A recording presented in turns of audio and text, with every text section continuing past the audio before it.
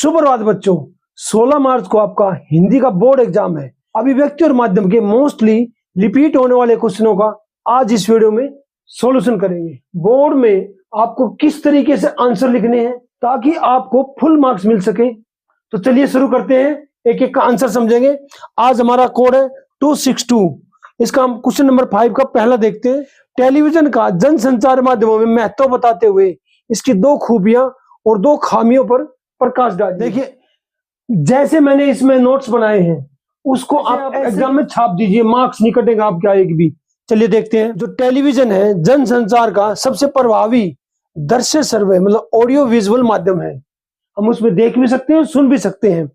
क्यों है वो देखिए, क्योंकि इसमें खबरें चित्र और आवाज द्वारा विजुअल और ऑडियो दोनों के माध्यम से दिखाई जाती है। इससे क्या बेनिफिट होता है? इससे समाचार अधिक सजीव मतलब लाइव और स्पष्ट लगते हैं। बिल्कुल ऐसा लगता है जैसे हमने उसी स्थान पर जाकर उस न्यूज को देख लिया है। यह दर्शकों में विश्वास बढ़ा देता है। अब इसके मेरिट और डिमेरिट के विषय में बात करते हैं। ये मेरिट मत खूबियां देखिए, दर्शकों तक सीधी और विश्वसनीय खबरें पहुंचती हैं। ब्रेकिंग न्यूज को तुरंत दिखाई जा सकती है टीवी के माध्यम से। कम शब्दों में ज्यादा जानकारी चित्रों से मिल जाती है। खामियां, इसके डिमेरिट देखते हैं। क्या देखो, यह एक बहुत महंगा माध्यम है, ज्यादा कॉस्टली होता है रेडियो से। न्यूज़पेपर और रेडियो के कंपैरिजन में टीवी महंगा होता है। यह पूरी तरह बिजली और तकनीक पर निर्भर रहता है। नो लाइट नो टीवी, जब लाइट नहीं होगी तो टीवी भी नहीं देख पाएंगे। इसमें कहा है नो लाइट नो टीवी। चलिए अगला पॉइंट हमारा, इसे देखने के लिए एक निश्चित स्थान, हमें एक जगह रुकना पड़ेगा ना, बैठ के टीवी के सेट के सामने बैठना पड़ेगा तभी टीवी देख पाएंगे। ये इसका नेगेटिव पॉइंट है। एक और चलिए अगले क्वेश्चन को देखते हैं। और क्या है नेक्स्ट है हमारा, पत्रकारिता जगत में विचारपरक लेखन से क्या अभिप्राय है। इसकी श्रेणी में किन किन सामग्री को सम्मिलित किया जाता है। किन्हीं 2 का संक्षिप्त परिचय भी लिखिए। इसको समझते हैं, बिल्कुल आसान भाषा में जाइए। आइए विचारपरक लेखन देखते हैं क्या होता है, इसको समझे। पहले वे लेख जिनमें लेखक किसी घटना या समस्या पर अपने विचार विश्लेषण और मत प्रस्तुत करता है। इसका मेन उद्देश्य होता है पाठकों को किसी विषय पर सोचने समझने के लिए प्रेरित करना। अब देखो इसकी कौन कौन सी श्रेणियां हैं, कौन कौन सी सामग्री, उनको समझ देंगे। देखो, एडिटोरियल स्तंभ मतलब कॉलम, लेख आर्टिकल, समीक्षाएं रिव्यूज, टिप्पणियां कमेंट। विस्तार से समझते हैं 2 पॉइंट को। देखो, एडिटोरियल यह समाचार पत्र के संपादक द्वारा लिखा गया एक लेख होता है।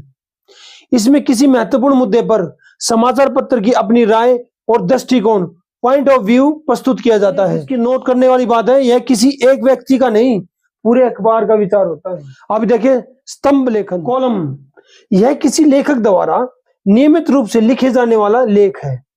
इसमें लेखक समसामयिक मतलब है करंट विषयों पर अपने निजी विचार और अनुभव व्यक्त करना। नेक्स्ट है हमारा, खेल पृष्ठ के बिना किसी समाचार पत्र को संपूर्ण समाचार पत्र क्यों नहीं माना जाता। खेल पृष्ठ के बिना अखबार अधूरा क्यों है, उसको समझते हैं। देखिए, खेल पृष्ठ किसी भी समाचार पत्र का बहुत महत्वपूर्ण भाग होता है। क्यों होता है? देखो, इसमें क्या क्या मिलता है।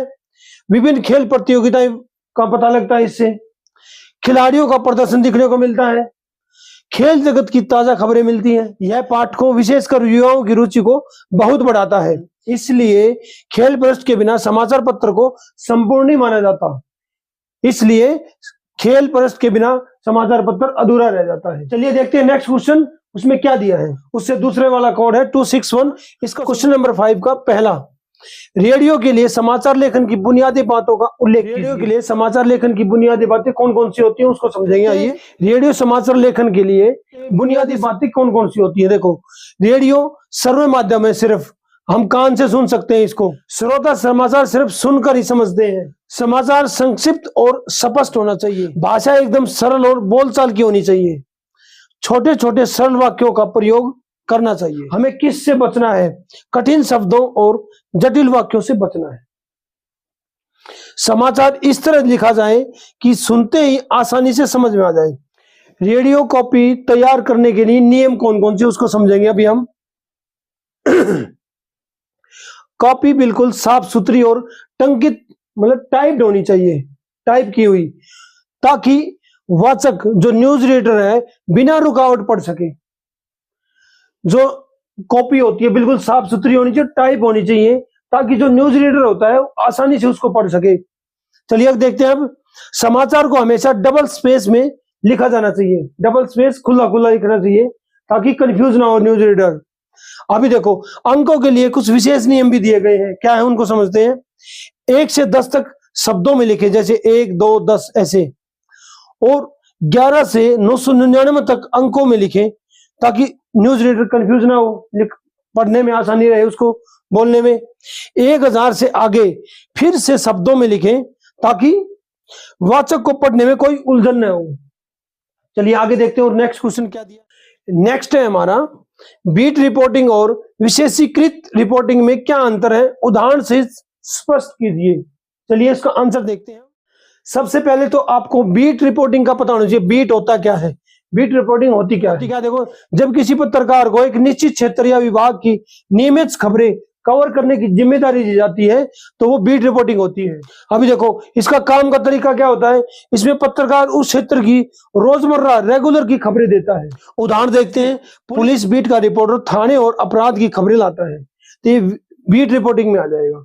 अब देखते हैं, जब पत्रकार किसी विशेष विषय के गहन ज्ञान और विशेषज्ञता के आधार पर रिपोर्टिंग करता है, तो विशेषीकृत रिपोर्टिंग कही जाती है। इसमें पत्रकार विषय का गहराई से विश्लेषण, डीप एनालिसिस प्रस्तुत करता है। खेल, अर्थव्यवस्था, इकोनॉमिक या विज्ञान की विशेष रिपोर्टिंग करना विशेषीकृत रिपोर्टिंग। और इसमें आप कौन कौन से पॉइंट ऐड कर सकते हैं, चलिए देखते हैं। बीट रिपोर्टिंग के अंतर्गत ज्ञान व रुचि के आधार पर काम का बंटवारा किया जाता है। दूसरा, सामान्य और तथ्यात्मक खबरें दी जाती हैं। विशेषीकृत रिपोर्टिंग में सामान्य खबरों से आगे बढ़कर गहराई से जाना जाता है। मुद्दों का विश्लेषणात्मक प्रस्तुतिकरण किया जाता है, घटना के कारण और प्रभाव का वर्णन किया जाता है। रिपोर्टिंग का एक उदाहरण देखते हैं, क्या है, सोने की मांग में भारी गिरावट। देखो, बीट रिपोर्टिंग में केवल तथ्यात्मक रिपोर्ट देगा, और विशेषीकृत में गिरावट के कारणों और बाजार पर प्रभाव विश्लेषण करेगा। ये भी पॉइंट ऐड कर सकते हैं आप। आज के लिए इतना ही, मिलते हैं एक और अगली वीडियो में।